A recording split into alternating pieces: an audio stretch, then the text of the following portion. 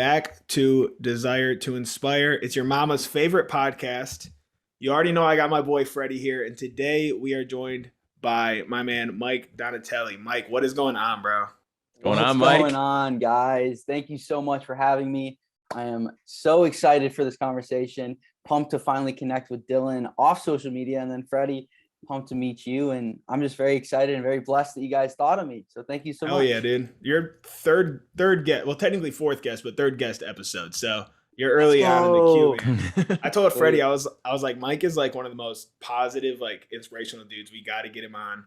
And now we're bald brothers, so we're definitely pulling that in. Yes, bro. You are looking so good with the Appreciate it, man. I should have shaved my head for the episode. Should have, man. We could have fucking had a thing going on. Yes. But anyway, I know a bit about you. Freddie probably did some research. He usually does research on guests. But if you kind of want to give like the viewers just a quick overview, and then we'll kind of get into like an interview style conversation here. Awesome. Yeah. So my name's Michael. Friends call me Mike. My mama calls me Mikey. That's pretty much how I go by. And I currently based just outside of Chicago, Illinois. I'm 21 years old, about to be 22. I am an online health and fitness coach. So I've been running my own business now for about a year. I graduated from NC State University with a degree, a bachelor's in nutrition back in December. And yeah, just been done a fair amount of travel, lifting. I'm training for an Ironman right now. I've done strongman, done powerlifting. I was a wrestler growing up, and yeah, just try to spread as much good vibes as I possibly can. And yeah, it's pretty much a little bit about me.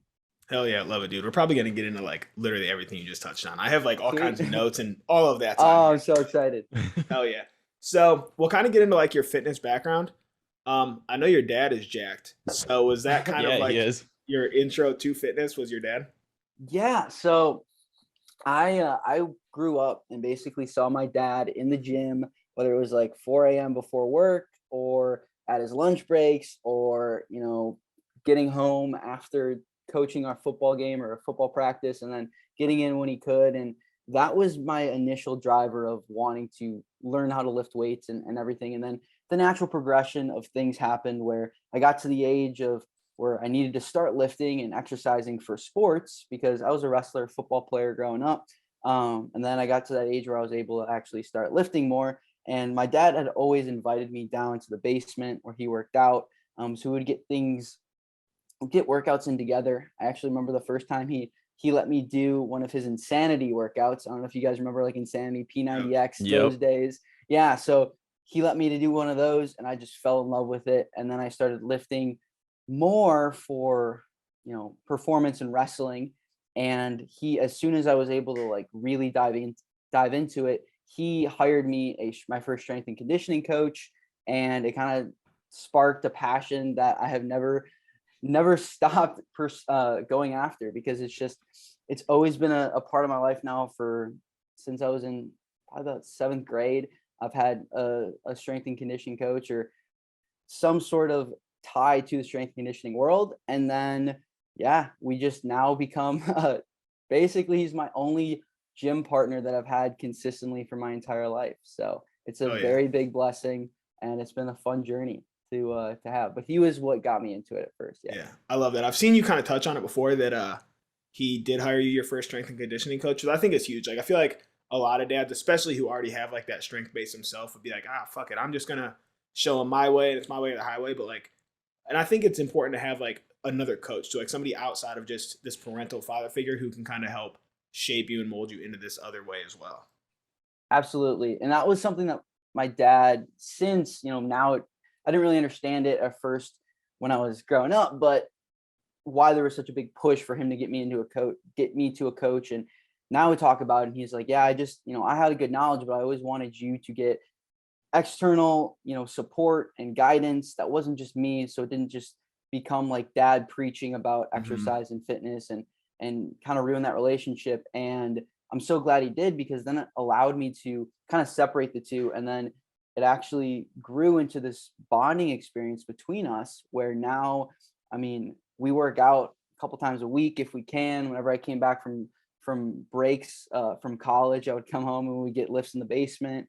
And it all stemmed from him taking that step back and saying, hey, this is going to be what's best for you. I want to just keep this relationship that we have as father and son and use that as a, you know, a bonding with fitness, but it's not me just dominating you and saying, this is what you have to do. This is what you need to do. I'm very grateful for it because I learned a lot. And then also it kept a good relationship between us that turned into be one of our favorite ways to bond. So you got the strength coach. Did you go straight into powerlifting or strongman? Like which one came first, or how did that kind of progression take off? So how it kind of progressed was a lot of my strength training at first was pretty much only geared towards wrestling.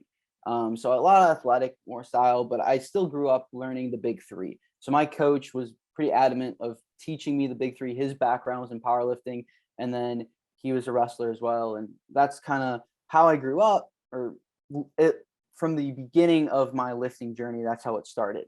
And then I finished wrestling. I decided I wasn't going to wrestle in college. So then I immediately was like, I need something else to put my energy into, because I was like, I love to compete, and powerlifting was the next jump. So I trained for powerlifting, did a couple push pull meets, and then my first like full powerlifting comp my freshman year of college. And I loved it. And actually Zach Hommel, that's when he kind of comes into the scene. I've been following him in high school for a while. And then when I decided I wanted to go full powerlifting after wrestling, I hired him as my coach, and he got me prepped for that. And I enjoyed it. I love powerlifting, but then I kind of was seeing people move, like the IVB guys move from powerlifting to strongman. I'm like, that looks way more fun, because the thing that I didn't enjoy about powerlifting was it was very different from how I trained for wrestling, right? Like the part of wrestling that I loved was being able to kind of go anaerobic and be like, I am exhausted, like full muscle failure, and just push through that. And I didn't get that fix when it came to powerlifting. It was very repetitive. It was very long rests, trying to just move as much weight as you can. And strongman was like this completely different realm of where it was not just how much weight can you lift, but how many times can you lift it? How fast can you do it? How long can you go? And I just fell in love, and I absolutely loved it. So I made that switch then pretty soon after doing powerlifting, and never looked back. Oh yeah. No, go ahead. Oh, I was just gonna say I saw that video of you on your Instagram lifting up that boulder. I don't know where you were in your yes travel journey, but I was like, I was just thinking if I were to lift that, I probably would have fell backwards. But yeah, so that was actually from when I was in the middle of my road trip. And I did a 4-month road trip last in spring of 2021, like winter to spring. And I was in Moab, Utah, and I found like a stream, and I was just getting a workout in, and I found this big rock, and I was like, I'm going to try to pick that up. So I did a whole workout with just this massive boulder. And it was really fun. And my strongman training definitely prepped me to be able to do that. That's dope. Yeah. Am I frozen right now on your guys' side? Yep. Yeah. This is fucking technical difficulty central. Let me fix this camera, and then, if you guys want to keep talking, feel free. But I'm just going to fix this so I don't have to worry about it. And then hopefully the audio stays good too. There we go. Good. Yeah, No Dylan's in a new spot. He had to do an abrupt change location of where he's living in Arizona right now. So he's still getting used to the new area where he is, or the new house he's living in. It's all good. I'm just grateful to be here, and I'm enjoying this conversation. So yeah. So when it comes to my history, through strength sports and everything, it all stemmed from my love for wrestling and wanting to get better. And then that drove me to eventually find strongman, but powerlifting was kind of the gap that I bridged, because I don't really see myself ever wanting to go back into powerlifting and train that competitively. Because for me, it's just strength is one aspect that I want to push, but I just am more interested in how I can push my body. And that's why I'm doing an Ironman now, and going to be doing, when I finish that, I have a couple other goals of just wanting to explore CrossFit and just really any sort of fitness avenue that I can explore and just see how far I can push my body and see what it can do. Because to me, that's that's part of the reason I was put on this planet, is to just see exactly what this, like I say, skin sack can just can be put through. And it's fun. It's fun for me. It's a weird form of addiction, I guess. Yeah, no, it is awesome. And We're back. We're back. He's Here back. we go. If anyone else was the editor, I would feel horrible, but I'm the one who has to cut this, so I don't feel bad. It's all good. All right. Anyway, what were you guys talking about? We're just talking how Michael likes to push his, as he calls it, his skin sack. Yeah. Okay. See what the skin there we sack go. can do, you know? Yeah, dude. I mean, you're definitely pushing. You've been in 3 kinds of training now in X amount of years. Like, that's all pretty recent. Yeah. It's been a fun journey. I'm still figuring it. For me, it's how I keep my training fun. And I'm sure you guys can all relate to this, you know, being in the coaching sphere. One of the things that I try to do with my clients is make training fun for them, because when it's fun, it's easy to adhere to. And for me, I'm no different. You know, I always like to joke with people, like, lifting weights is easy for me because I just thoroughly enjoy it so much. Like, it's super fun to go to the gym and beat down my body and see how much weight I can lift or how long I can do something. And that is, I never want to be in a position where my training isn't fun for me, because that just defeats the point of it, of why I'm doing it, why I spend so much time and energy and all the stuff, is because it's enjoyable for me. It's a form of entertainment. Did you always see yourself becoming a coach? So no, actually, I went into school originally to be a veterinarian. So I worked at a vet clinic my senior year of high school, and I loved it. Absolutely, it was like my favorite thing. And I was like, I'm going to be a veterinarian. I went to school, went down to NC State for animal science, and I got there. And the cool thing about NC State is, because they have such a good animal science program, they throw you in the deep end right away. I mean, I delivered a baby pig. I, was working with sheep and goat and horses and like all Bro, of I this can't. stuff. Animals terrify me, bro. Like, Really? bro, I'm not like every animal, but like my biggest fear in this world, cats. Like, there is not a chance Really? I would ever even consider veterinarian. This Wow. last place I was Okay. living, He wouldn't even walk into my mom's house because he saw my mom's Oh. cat. Like, that's how terrified he is. Wow. I've gotten Interesting. a little bit better. It used to be any animal. Like, when I was a kid, I would ask people, "Hey, do you have pets?" They'd be like, "Why?" I'm like, "Oh, I'm allergic," because I didn't want them to know. Like, I'm just a pussy. But like now, cats are like my big one that I No. really won't come over. For our 1 year, when that comes up for DTI, that we started DTI, I'm going to buy him a baby kitten and give it to him. I mean, if you Are you gonna adopt this baby kitten back though? Because yeah, that's what I was gonna say. Like, you're just hurting this cat because it's just gonna become an outside cat. Dami wants a cat. I know that she'll She make it ain't so getting a cat, bro. it She's stays in not the getting a household. cat. I've already told her, I'm like, look, we get anything else, not a cat. Oh, so are you good with dogs though? Yeah, I didn't used to be though. Okay. But Okay, like delivering so you a kinda agree with baby that. pig or a sheep, I'm cool on that, bro. Dude, pigs are big. You don't realize how big a fully grown pig is until you have your hand stuck up it and you're trying to pull a baby pig up. It's kind of crazy. So yeah. So essentially, I wanted to be a vet, and then it was nice because I got fully immersed in like what being a vet could be, especially just all avenues of it. And I realized pretty quickly that I didn't want to do it. I was like, it's just too much. I don't want to do this for 8 years because it's 4 years after college. And I'm like, it was fun working at a vet clinic and hang out with dogs. It's different when you're being the one that's actually doing all the stuff. So I decided, it was a semester in, I was like, all right, well, what else do I actually like to do? And that's where, I had been working at the gym because I was just I needed a job at school, and the gym was super convenient. I loved going to the gym, training, all that stuff. And I had just been working as like a gym assistant. So I'd walk around and help, make sure people put away their weights and, clean up and all that stuff. And I had heard that they were hiring personal trainers. And I was like, oh, okay, I would love to get my personal training certification. And I had helped out kids in the past. And my strength conditioning coach in high school, he kind of clued me in on some of his programming techniques and everything. So I had some experience. So I sat the NASM exam, real quick, took it, and started personal training there in the spring. And that's when I made the jump to nutrition as my major. And then from there, once I started personal training, I was like, there's no way I could choose any other job other than this. So I personal trained at NC State during the semester. And then when I came home, I personal trained at a YMCA, which was actually really fun because I trained a bunch of like 70, 80-year-old women, which was a completely different demographic than I thought I never would train, but it was really eye-opening and just beneficial for my development as a trainer and a coach. And then did that for a couple of years, and then pandemic hit, and that's when I had a great relationship with Zach Hummel, and he was like, bro, I think you would crush it in the online space.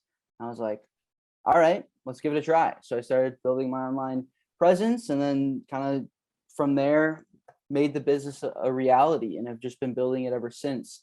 So it's been kind of a weird route, but yeah, I went from animal science, wanting to be a vet, to being an online coach somehow, and it's the greatest thing ever, and I couldn't imagine doing anything else. How did you, while Dylan's pulling up the audio, how did you transition to the online space and pick a target demographic? Because it seems like in a good way, you like to challenge your body. So for instance, the Ironman, then you want to transition to this and this. So how do you pick your ideal client or person that you help, being that you are so passionate in a wide range of things? Yeah, so that's a great question. It's actually kind of changed since when I started to what it is now. Because when I started, I was kind of really in that deep strongman training and going, and I think a lot of people, when they get into coaching, they think like, I just want to train an athlete, right? Like they want to try the elite athletes. And one of my first clients was actually a college basketball player. And I enjoyed it, and it was fun getting him stronger, increasing his vertical and everything.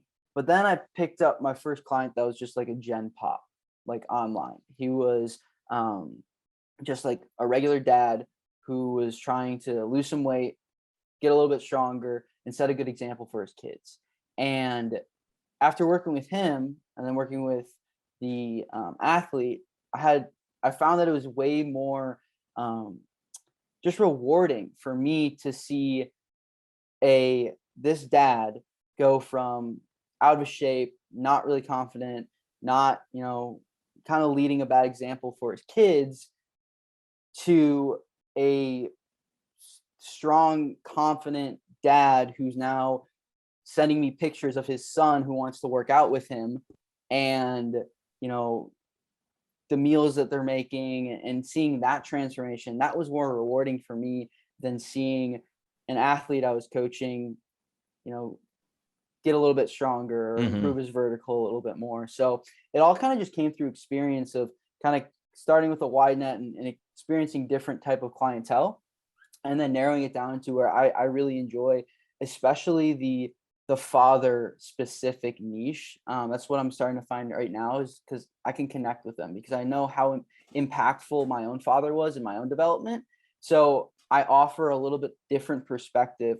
I can't help them be a better father, but I can say, this is what your son is seeing, because I was the son. I was watching my dad set the example, and this is the trajectory. So I know that your son or your daughter is watching you right now, and they're going to be emulating your behavior. So if they see you in the gym, putting in the work, eating healthy, prioritizing your health when you're 40, 50 years old, it's going to have a lasting impact, right? More so than just if you tell them they need to go to sports practice, they need to, exercise or things like that. So it's been fun for me to kind of step into that niche, because I kind of just found it on a whim with just getting that dad and getting that experience. But it's really the thing I'm passionate about now more than anything else.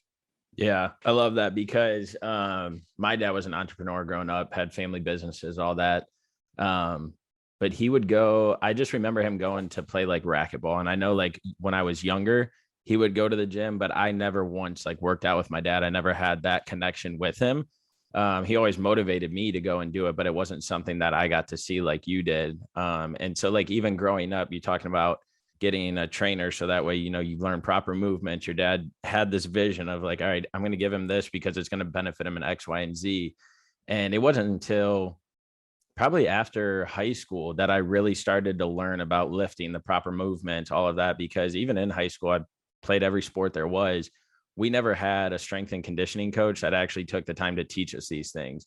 And so there's a passion that I have that, hopefully DTI grows to something where I can go to like high schools and be a part of their programs, because I think there's a huge gap in maybe not the biggest high schools. Like there's some here in Texas that are massive and they have college stadiums for their football teams.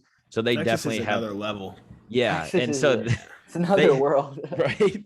They have the coaches, they have the people that are there to help their athletes, because they're literally breeding NFL athletes at 13, 14 years old. But like where I went to high school, we had the bare minimum machines. We had enough coaches to get by. Yeah, we And barely had coaches at my high school. yeah. And so like, it just like looking back at that, there's so much harm that can come out of that, in the sense of just like lifting bad injuries, as we all know, like what those can stem to. And so hearing your story kind of motivates me more, because I think a lot of people miss that gap that you had, or miss that thing that you had. And not only was that a knowledgeable father, but that was also the knowledge that you could take into that locker room or into that weight room with your athletes in high school or grade school, and give that to them. So that way they don't hurt themselves, or that way they get on the right track to how to think and act, at least.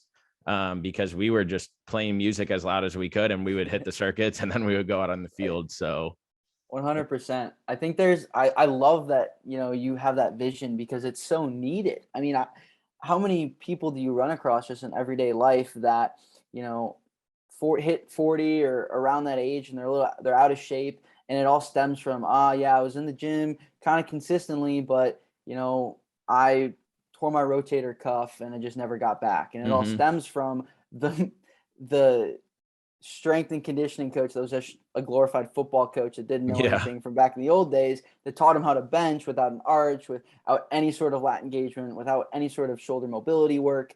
And he's taken that, and it worked fine when he was young and his body was fresh. And then he's continued and used that into his 30s, and then got hurt. And then it just, doesn't have that motivation to get back. But it stems from, if you trace it back to the source, it comes from, hey, when you're in high school, that's when you're learning these type of movements. Whether or not you learn them right from the start is going to be incredible, in just the value that you have going onto your life, and what you carry with you. And also just like the work ethic that you carry with later in life. It all stems from that high school time. And I think it's definitely needed in a lot of high schools. yeah. I think that's a huge gap that's missed. So again, hopefully I know it will. It's just a matter of like when it gets to that level where we have the credibility behind us to have these schools be like, yeah, we do want to work with you, or we have a team that can go out and work with them. But what you mentioned something about how like people get injured and then they're not in there and they go back, whatever it is.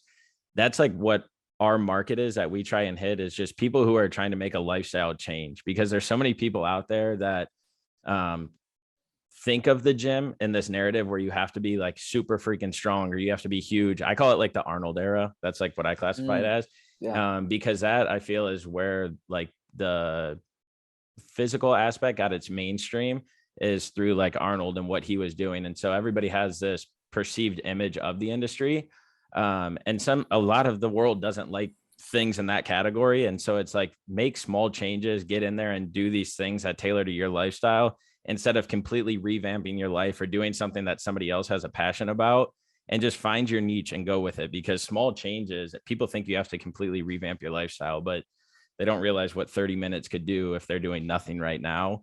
And so it's cool to just learn about all different facets. Cause as we talked about earlier, we had the Moore brothers on, and their vision's completely different than ours, and our vision's completely different than yours, but they're all funneling to the same exact thing. And that's just like feeling better, doing what you love, and realizing like what results can come out of it. Because those fathers that you say you're not making an impact on how they're a father, or making decisions, or I forget how you word it, but you're teaching them lessons that they're taking over in other areas of their life. So they're becoming more confident in themselves to be able to shine that on their son or daughter. You're making them eat healthier, so that way their sons and daughters don't fall down that path. But you're also showing them that there needs to be a routine. There has to be something in place so that way you don't get derailed and fall off the track and go down paths that you shouldn't go down. And so I think it all comes like you get this one focus, and there's so much good that can come out of being physically active that it affects you in your marriage. It affects you in your relationships with your brothers and sisters.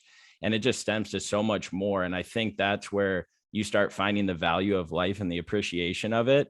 And then you can enjoy things and go on 3-month road trips like you did and visit 17 different states. And you just start appreciating the little things in life. Like finding that river and lifting that rock doesn't seem like a big story. But if you look to what I can imagine you went through to get to that point, and just finding that gratitude and doing that, and then making something out of that moment. I mean, there's a story in everything. And so it's really cool to get to know you this short period of time and see why you are who you are. And we haven't even got into the weeds of it yet. Like we're just now getting started. Yeah. That's a beautiful transition though, because I want to hear about this road trip, man. All right, let's get into it. Yeah, no, and I appreciate you saying all that, Freddie. And yeah, it's cool to see what leads up to that moment, right? Because there's so much that goes into just that small blip of time. I mean, I think I posted a video, it was like 30 seconds of me lifting a rock, and it was like what went into that 30 seconds. Mhm. And we kind of just touched on a little bit of it. So that's super cool that you brought that up.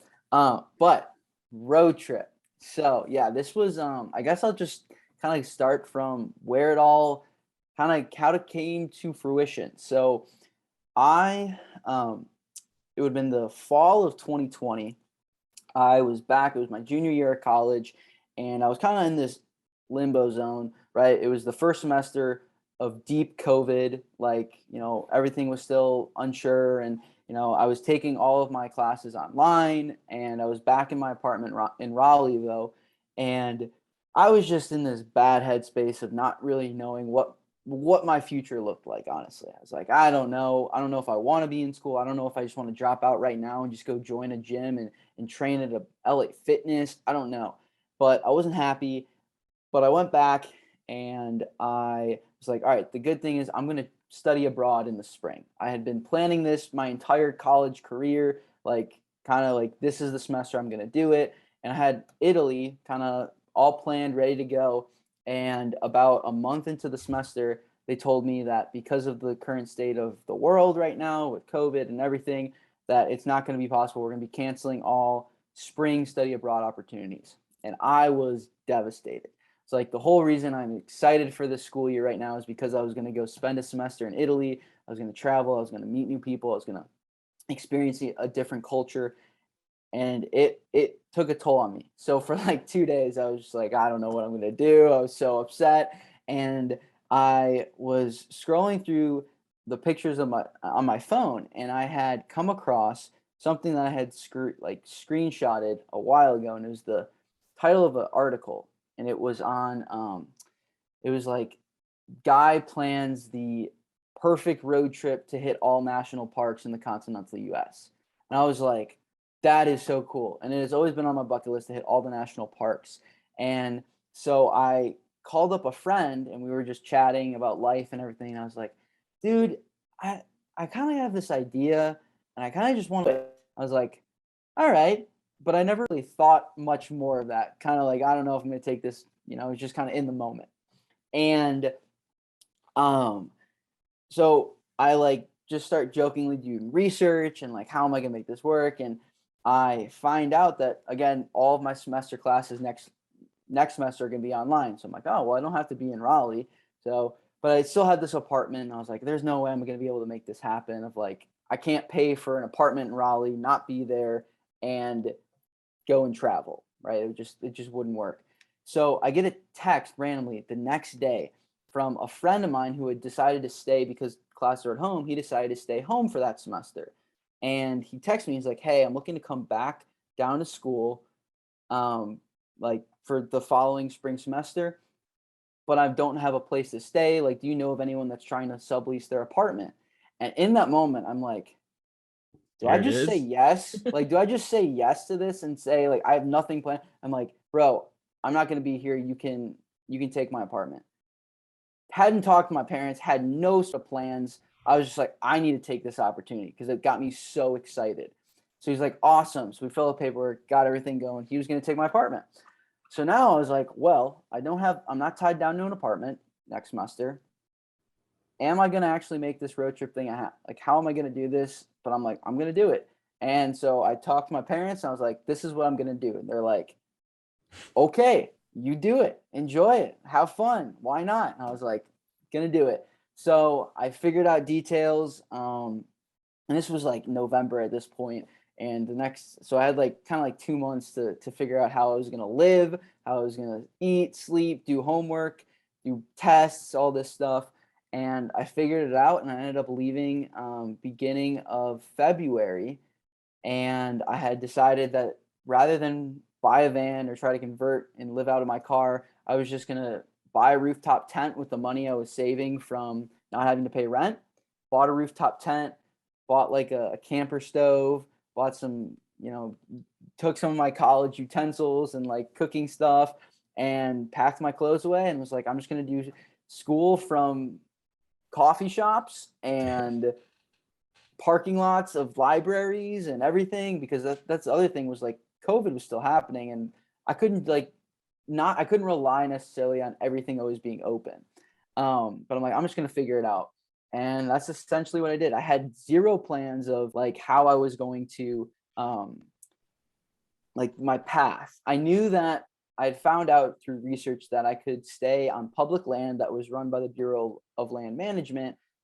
And there's a lot of that out west, that I could stay on there for 28 days up to, completely free.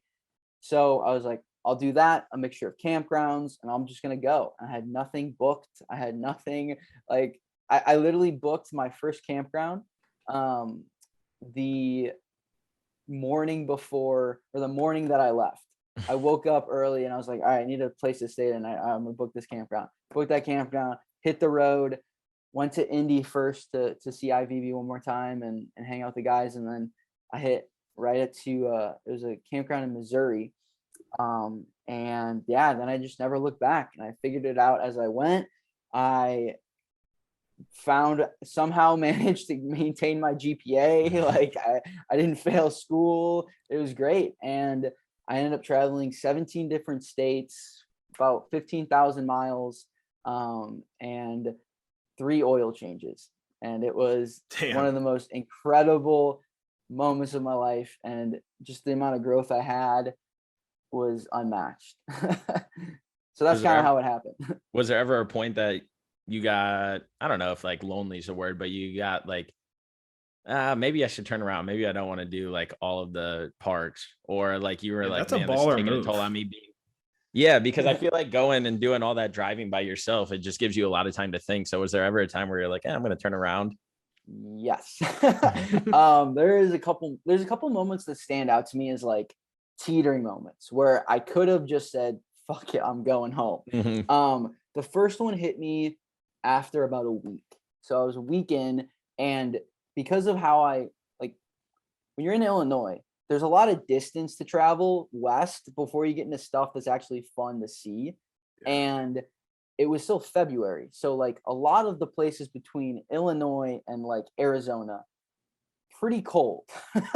So I was a week in, and I had traveled a lot, like driving, I've been driving probably like 8 to 10 hours a day almost, like, and then trying to also balance school and all this stuff. And I get in my tent one night, and I look at the temperature. I was in Oklahoma, and it's going to be like, I think at night it was going to get down to like 10 degrees.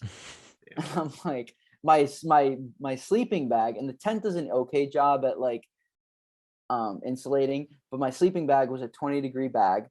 And I was like, this is going to be miserable. So I like bundled up, in it, and I had this portable camp heater that I couldn't have always on because of the fire hazard and carbon monoxide.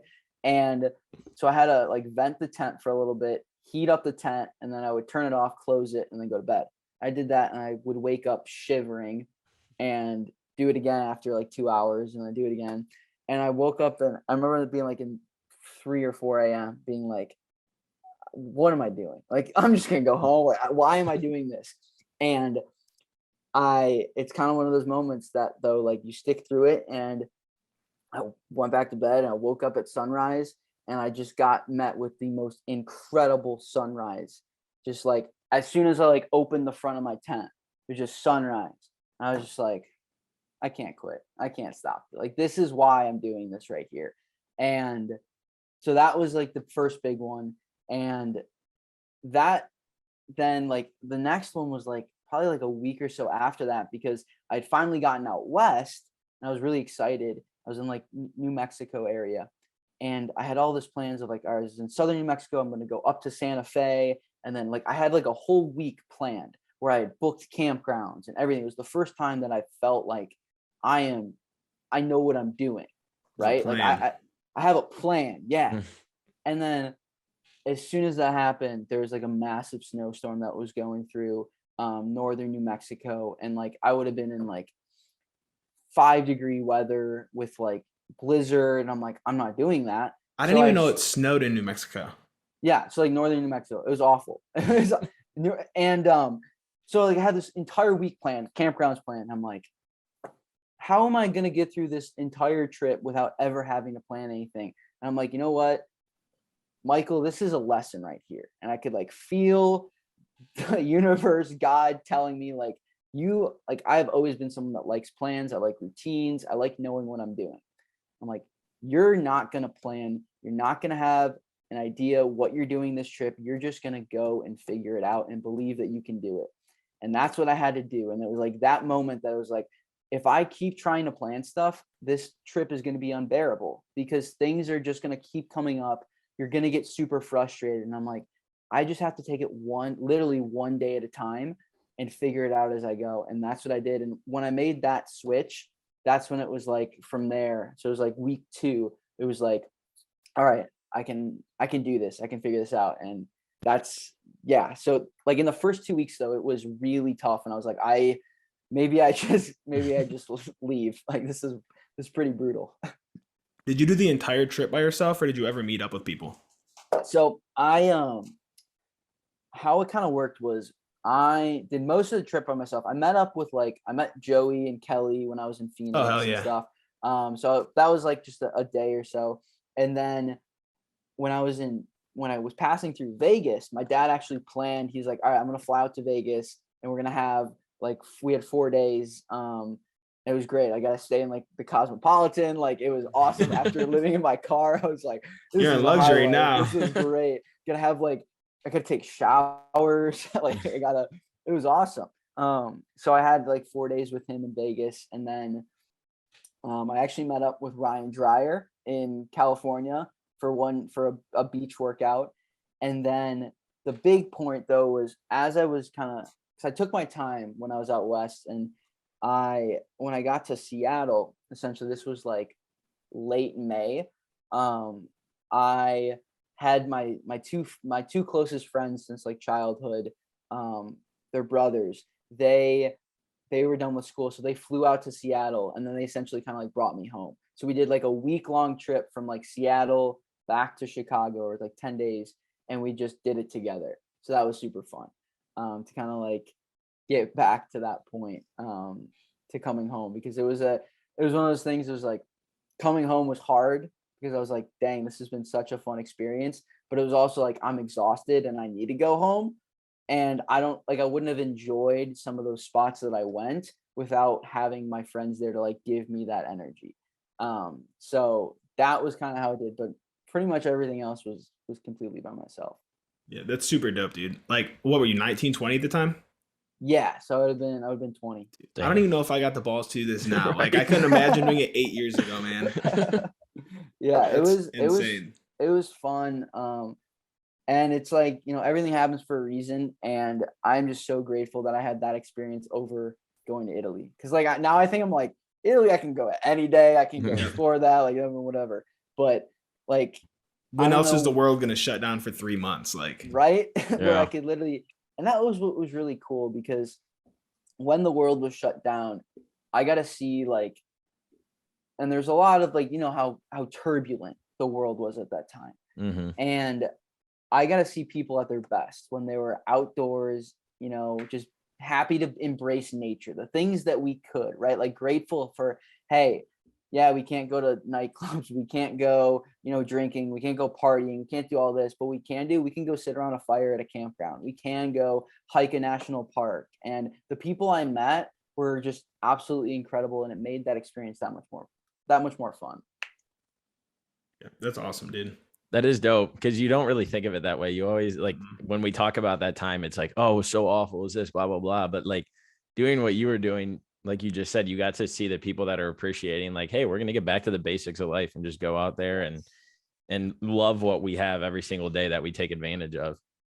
Definitely. That's cool. And I got to see, like the most beautiful parts of the country. And that was another huge eye-opening moment for me, because I was kind of like a naive younger kid, right? Like a lot of people are, where it's just the United States. Like, how cool is it? Everything that's really cool to see, you got to go travel for. You got to go fly somewhere for.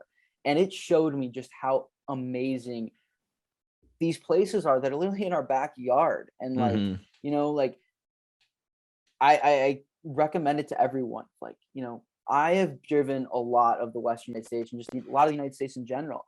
And I don't think there's ever a moment that I wasn't within an hour to an hour and a half drive from something incredible.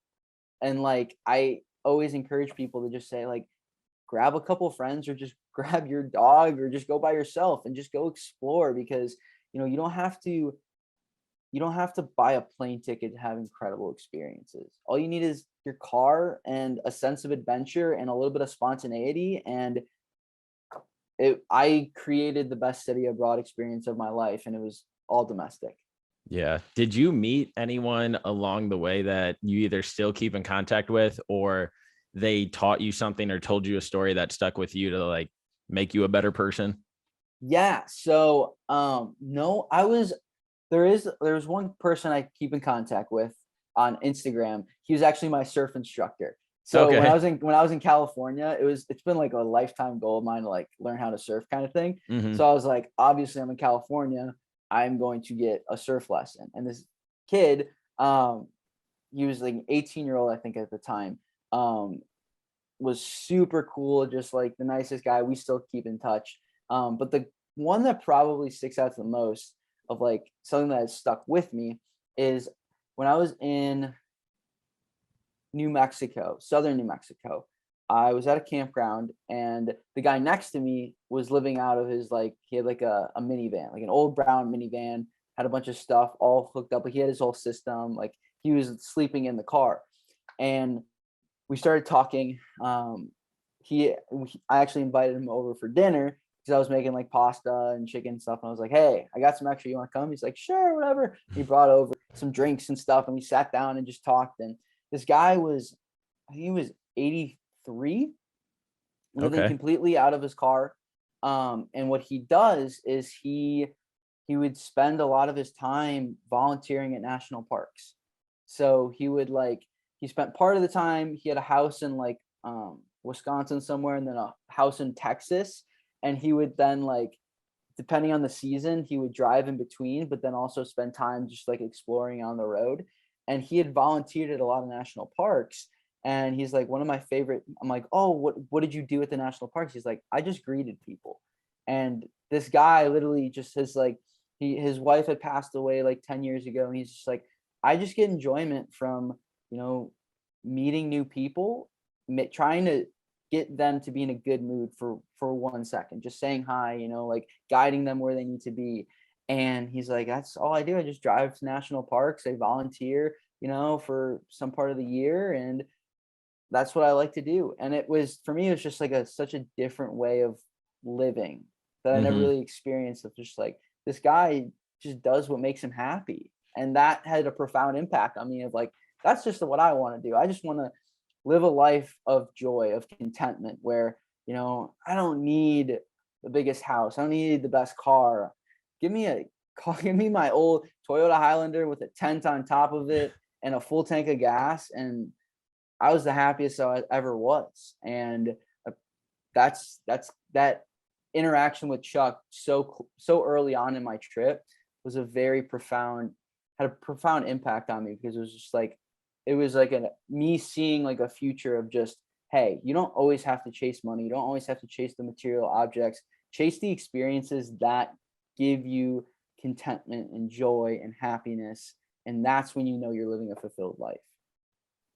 Yep. Yeah, that's powerful. That even like goes back to is just I make it a point, and this is something that I like preach to the people that I'm really close with, is take the time to reach out to the ones you love every single day and tell them you love them, see how they're doing, check in on them. Because it's easy. I live across the country from my family, and so it's easy to, oh, the day got busy and I didn't text them. It's like, no, I make it a point to call my mom every single day, call my sister, text all of my friends. Dylan and I are in a group with our buddies, and we hold each other accountable to like go to the gym and stay healthy and stuff like that. So it really is just like grounding us and just being like, appreciate the small stuff and then take life on from there. But always remember why you have the roots you do that keep you stable and motivated to keep driving on in life.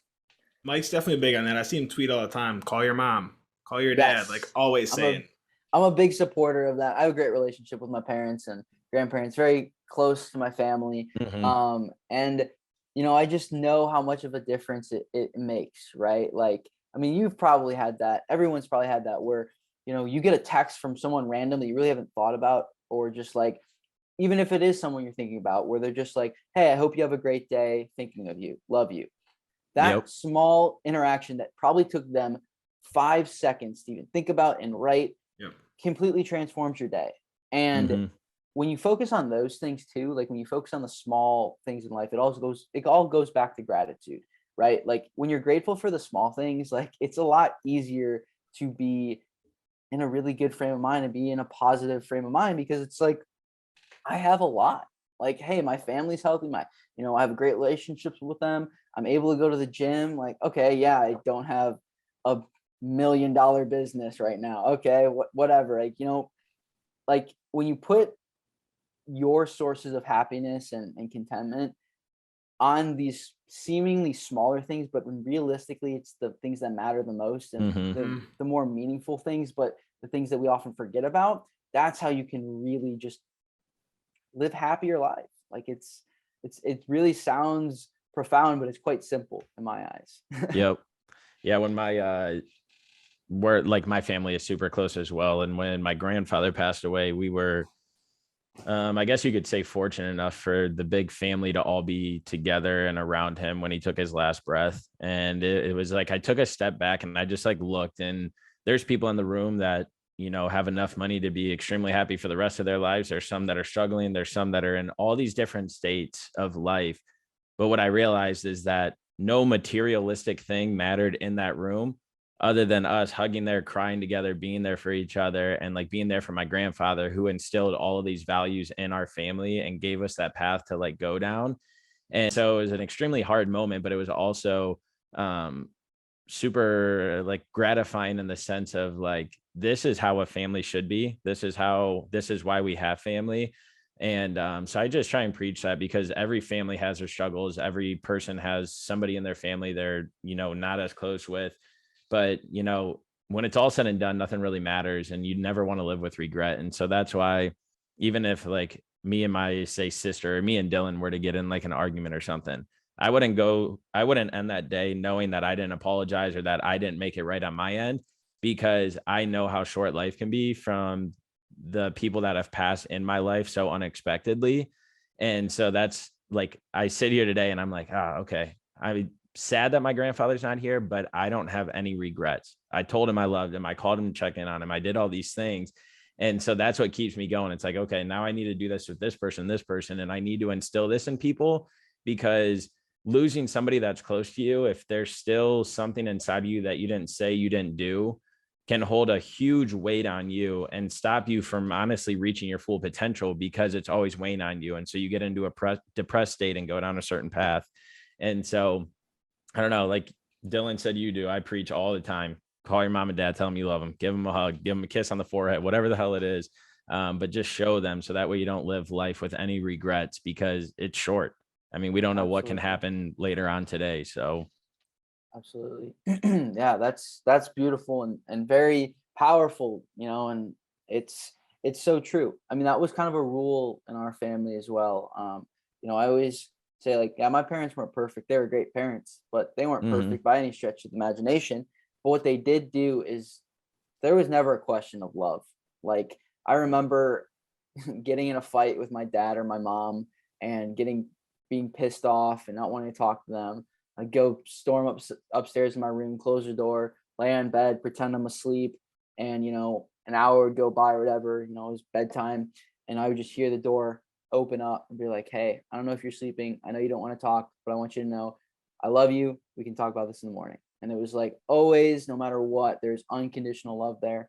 And like when you hear stories like, that you had with your grandfather, like at the end of the day, health and our family and our love, like that, the people in our lives, that's what means the most. Like Mm-hmm. at the end of the day, do you really want to be the person that made billions of dollars, but then you're on your deathbed and you don't have that, right? Like take care of the ones that are around you right now, because money's going to come, right? Mm-hmm. Like we're all ambitious people on this podcast right now, right? We have big goals. We want to help a lot of people, but you can't lose sight of the things that are most important. And everything that I've seen in life, the things that are most important are family, friends, the people that you love, people you care about.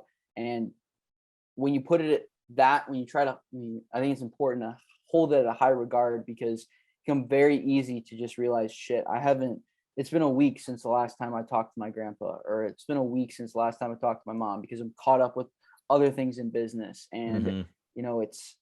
there's no excuse at the end of the day. Like I'm not perfect with it, but that's why I try to always say, like on Twitter, it's like, get the reminder out there. Call your mom, call your dad, call your grandparents, call your sisters. Who cares if you had a fight?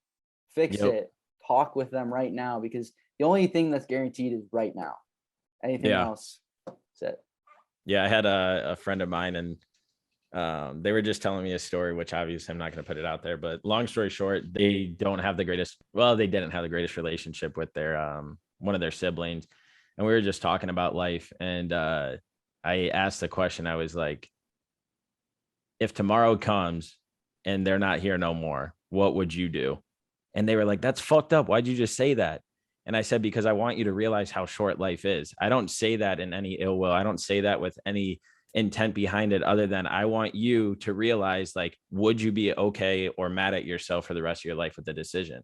And that's how sometimes you have to look at life, is like, well, what happens if the worst happens? Like, what am I going to do? Is that fight because of something in childhood we grew up with worth it? Is that little hiccup we went through worth it?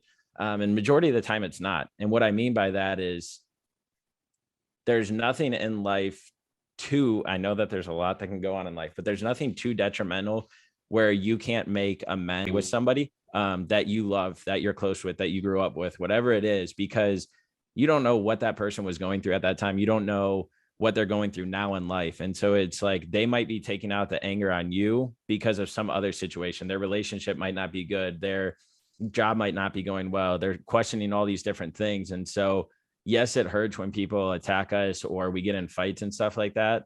But sometimes it's best to just be the bigger person and be like, hey, like, I apologize that we got into this. I'm good with it. Let's talk. Like you said, your dad or your mom would come in and be like, I love you. Let's talk about it in the morning. And so you do that. And so I think that's just a part of growing up. You live and you learn and you go through things. Because Dylan and I talk a lot, and we're like, there's so many people that have different interpretations of who we are.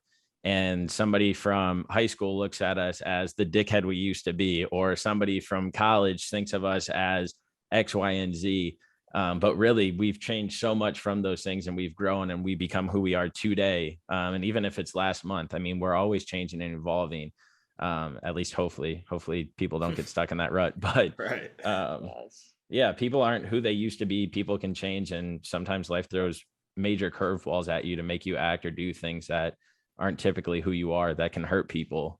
So I don't know. It's just something that I think about often, is, how short life can be. So just make the most of it and look at the people that you love. Be like, all right, we went through this, but let's move on. Let's get past it. Absolutely.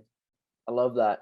I think it's a great reminder too of kind of to do the loop, right? So it's like, life's short, go on spontaneous road trips, go travel, do stuff that you like. I've always wanted to do van life. I always wanted to do these trips. And, I got a lot of messages when I started sharing my journey that I was doing it, like people saying, hey, I've always wanted to do that. Like I think I'm going to do that this summer. I just tell them, like, do it. Like, don't think anymore. Like, life's too short.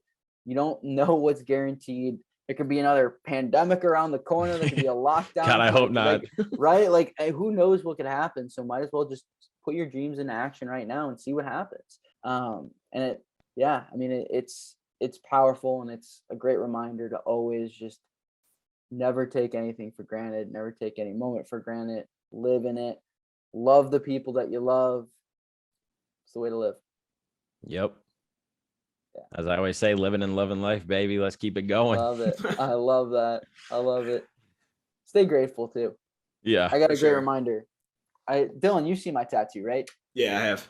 Yeah. So I got gratitude tattooed on my forearm. Love that. And I've always been big. I got this during the pandemic. 2020, my mom and I decided that we were going to choose a word to kind of use as like the motto for our year, rather than like a resolution or anything. It was just like, what's going to sum up our year? And I chose gratitude, and it just so happened that everything that happened in 2020 happened. And it just was a great reminder to focus on, hey, I have a loving family. We're healthy. We're happy. We're financially stable. Like I've got so many blessings. I've got food on the table. Like, yeah, I can't do everything that I want, but I got a lot that I can be happy for and grateful for. It's a great reminder. It's awesome. Dylan, sorry, I'm talking a lot. Oh, no, you're good. I'm just worried that my audio is going to keep going out. The amount of, I figured out, like, I know when it's happening now. So the amount of times I've kicked my audio off and turned it back on. I've seen it. Yeah, I've seen it pop up on the corner. Oh, you guys can see that? Yeah, it says it where your name is. Yeah, I've kicked it off on multiple times. Like there's a little on top click. of it though. Yeah, well, I hear like this little click. I'm like, that's it. Because the one time it happened, I was talking and nobody came in. I'm like, that's it. But it is. One of the things that I did want to talk about, we touched on the beginning, was this bald brotherhood here. So you were one of like a few people who inspired me to just say, fuck it, I'm shaving it. Like it's been something that's bothered me for a while. And mine was like so actually it wasn't even my hairline. It was I'm balding in the back. And now I think my hairline's actually worse since I shaved my head. But we're just rocking it anyway.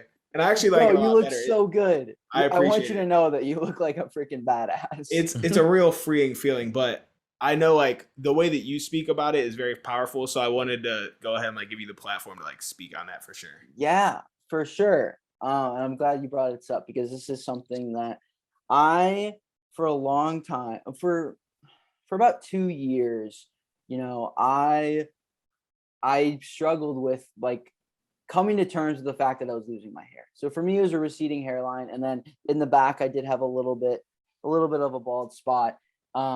And it slowly started eating away at me. And it was just like trying to always say like, oh, this isn't happening. They kind of wake up one morning and be like kind of like turn your head and you're like, is that going backwards? Like, is that where it was? Looking at pictures and like all this stuff. And it consumed me, and it just kept getting worse, and got to the point where I would wear a hat everywhere if I was going out. And then it got to the point where I would like, if I couldn't wear a hat, I would spend like 20 minutes trying like with gel, trying to be like, all right, does this look good? Does this look good?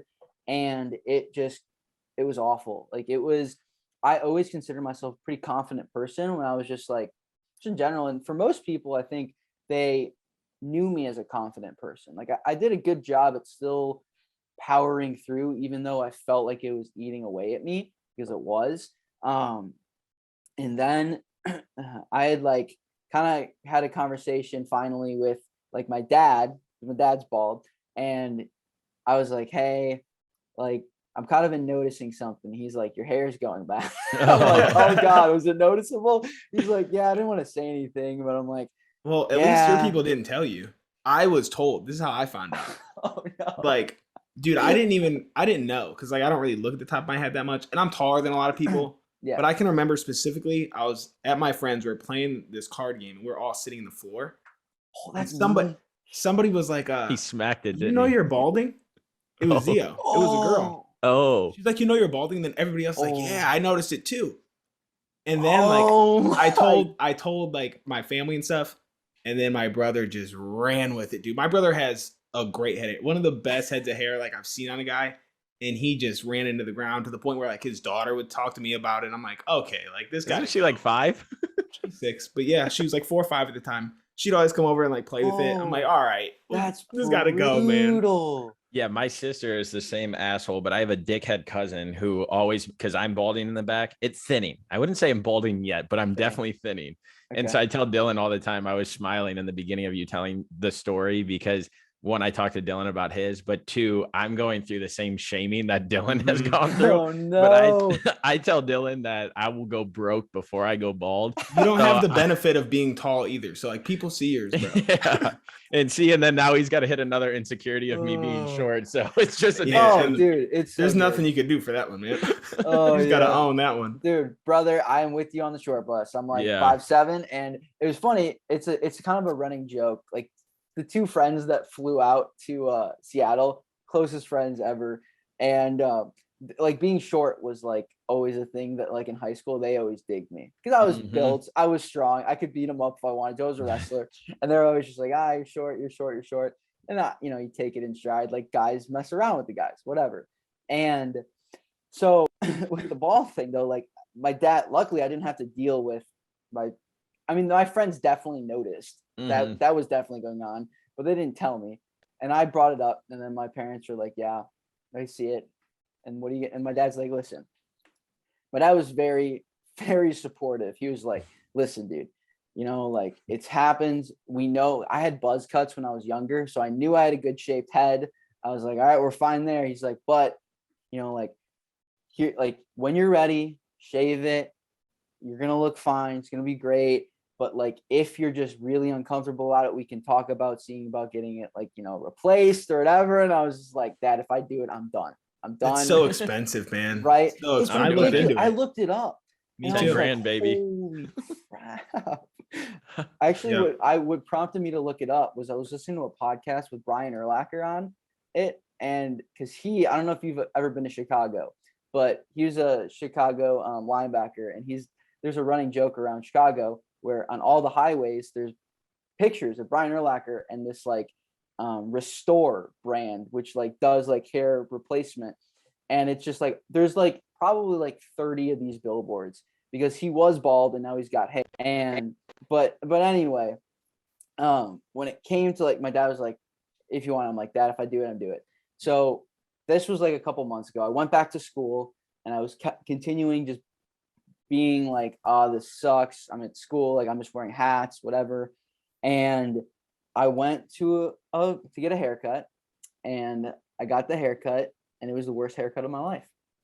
Like I looked at myself and I'm like, this is awful. Like, and I'm like, it's not going to grow back any better. Like, dang. Dude, the people who hang on, they have to know it looks bad. Like there's so many people out there though who just hang on till like the last hair. I'm like, this looks better than that. Like just give it up, man. My thing is like it. Everyone I know, sure, like it is very shocking at first, but like it's probably normal for you already, right, Freddy? Oh. Yeah. But yeah, like I don't know, like now it's normal. But then anyone else I meet, like this is just how they know me now. So like it's not even gonna be like there's plenty of people I know who are bald young, and it's just how I know them. Yes. Yeah, Michael looks great bald. He can pull it off. And so can you, Dylan. But I feel with my big ass acorn head there. Only one way to find out, man. Only one way to find out. I ain't saving it yet. I think you'd be surprised. But yeah, like that was like I had a terrible haircut, and I was like, you know what? This is a sign. I just need to do it. And granted, this was like a month before the end of the semester. So like people already knew me with hair. And I was just like, I'm gonna go to graduation ball. I'm like, you know what? It's fine. I'm gonna do it. It was, I kid you not, I've done some hard things in my life. Staring at myself with a razor in my hand and getting myself to just go like that was one of the hardest. Like how is this so hard? Like I went to a barber the first time because I couldn't do it. Now I just do it myself. I'm sweating the first time thinking about it. Literally, I've used this all the time. Like I've jumped out of planes. Like I've done skydiving twice, and I didn't hesitate. I was like, let's go, let's do this. And I was like, why can't I do this? Why can't I not just shave it? Just shave it, Michael. Just shave it. And I did it, and I was just like, oh my gosh. And it was like, there was like a moment of dread once I did the first one. And I was just like, I can't go back now. I'm going. And I get it all off. And I kid you not, like the relief that I felt when I looked at myself, and I was just like, yes. And it was so good. And the first thing I did, well, actually, the first thing I did after I shaved it was I called my dad, and he was pumped. He was like, "You look great. This is awesome." And then the next thing I did was I called my two best friends, Oh gosh. and I'm like, I hadn't told them that I was shaving it. And what I did was I had a hat on. So I was like, "All right, you guys ready?" They're like, "What?" And I take my hat off, and they're like, "No freaking way." And they're like, "Dude, it looks great." And then within like 10 seconds of them saying it looked great and stuff, they start cracking bald jokes. And I'm like, this is how but I was like, people would be like, "Oh, that's really mean." I was like, no, for me, it was the greatest thing ever, because it was like, they still, like, they made fun of me for being short. They're going to make fun of me for being bald. And I felt so confident in it. Like, I literally That's just dope. had this relief, and like, I was laughing around with them, and you can ask them, and literally anyone, I make fun of the fact that I'm bald. I make fun of the fact that I'm short. I literally I think I made this tweet a couple weeks ago, but I was like, people always, I got a good body. I work out hard, right? People are always like, "Wow, you have great genetics." I'm like, bro, I'm 21, bald, and 5'7". Like, it's not that great of genetics, man. Like, I hate when people use that. You have great genetics. Just like, no, you know how hard I have to fucking work because of the other things that are going against me. Yes. So yeah, but like, the pairing of just the relief that I felt, and then the, like, how other people received me, of like, nothing changed, and like, everything was like just good.